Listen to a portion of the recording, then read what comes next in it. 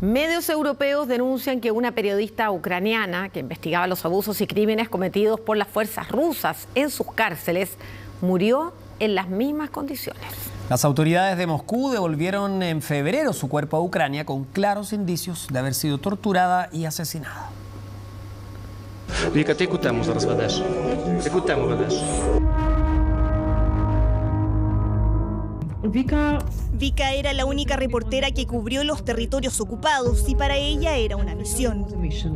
Vika es Victoria Roshina, periodista ucraniana que a sus 27 años dedicaba todo su tiempo a investigar los centros de detención rusos en territorios ocupados de Ucrania. En medio de la guerra, su rostro y su voz se hicieron reconocibles para la audiencia de un país aterrorizado y también para las autoridades del Kremlin. Алло, пане Валерію, це Вікторія, громадське телебачення. Ми от Lo discutimos con ella muchas veces. Tú sabes que es riesgoso, sabes que es peligroso. Y ella decía, ok, tú estás en contra de eso, pero tienes que saber que definitivamente iré ahí. Ella era la única que tuvo la valentía suficiente para viajar.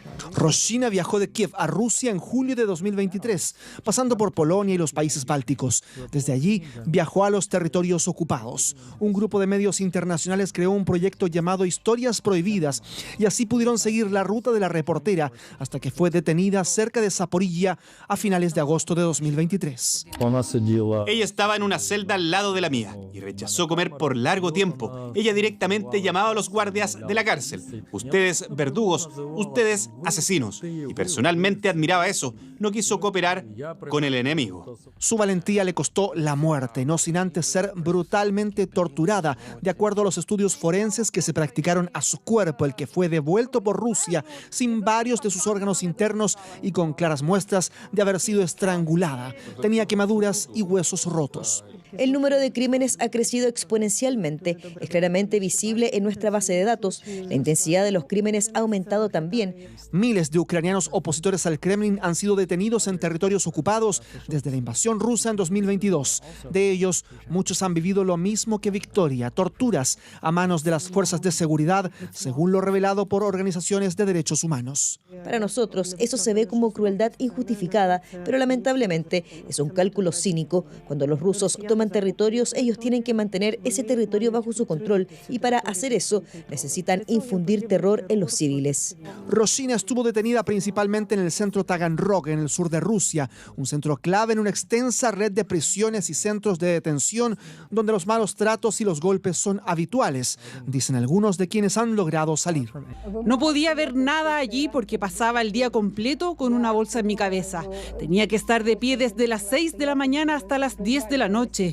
Una vez no podía estar más de pie. Mi espalda estaba colapsando, estaba perdiendo la conciencia. Un guardia me lanzó, me agarró por las piernas y me tiró al piso. Es imposible, no sé cómo sobreviví.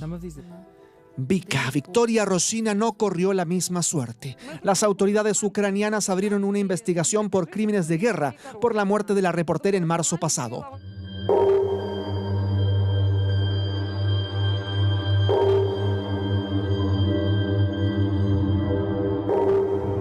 Mientras, su rostro es hoy un símbolo de la lucha en medio del dolor de los civiles a los que la invasión rusa atrapó hace ya más de 2 años.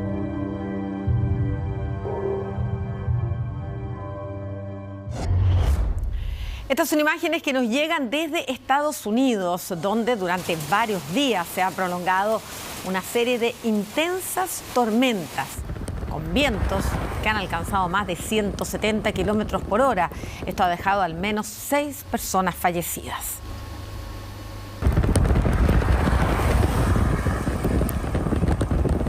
Una secuencia de severas tormentas ha afectado gravemente a al menos 14 regiones de Estados Unidos. Vientos que superan los 170 kilómetros por hora, acompañado de granizos que mantiene en alerta al país y hasta el momento ha dejado un saldo de 6 personas fallecidas. Corrimos y entramos al sótano. No quería tomar ningún riesgo. No puedo creerlo. Solo estaba conduciendo y habían árboles caídos en todos lados. No podía creer lo que veía.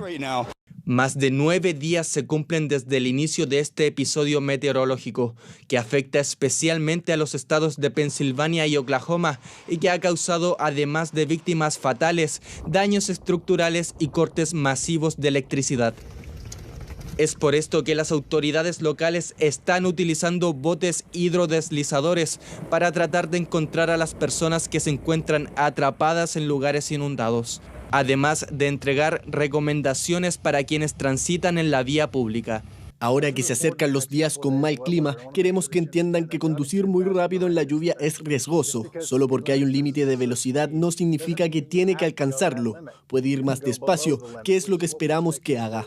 Expertos del Servicio Nacional Meteorológico señalan que esta tormenta ha alcanzado al menos 12 centímetros de granizo caído y se espera que esta situación se prolongue durante todo el fin de semana. Hasta el momento, esta catástrofe natural ha dejado casi 70 millones de personas afectadas en diversos estados del país. Un fenómeno natural que mantiene en alerta a las personas y a las autoridades. Mientras tanto, los incendios que amenazaron con propagarse a Jerusalén fueron controlados e Israel tuvo que pedir ayuda internacional ante uno de los incendios más feroces en la historia de ese país, que precisamente por estos días está conmemorando su independencia.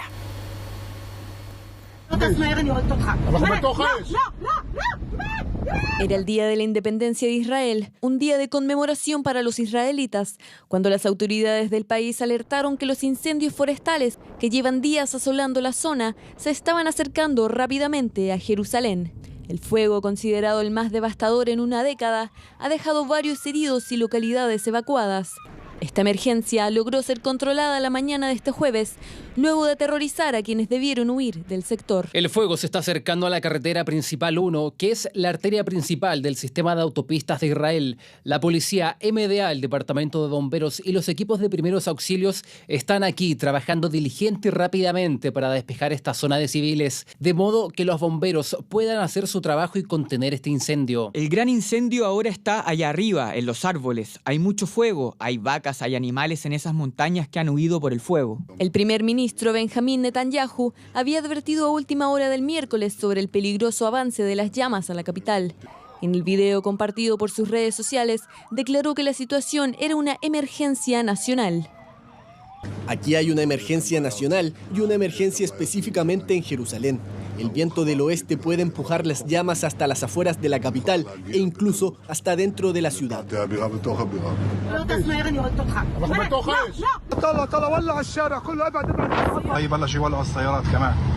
En total, alrededor de 8.000 personas fueron evacuadas, 40 civiles y bomberos resultaron con lesiones y 2.000 hectáreas se quemaron, de las cuales 1.300 fueron bosques.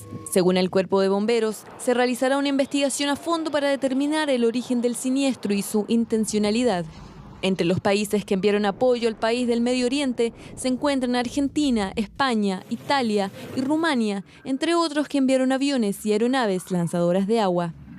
Tras una batalla que se prolongó toda la noche, las principales carreteras fueron reabiertas, pese a que los equipos de bomberos siguen luchando en contra de los focos que aún se mantienen activos.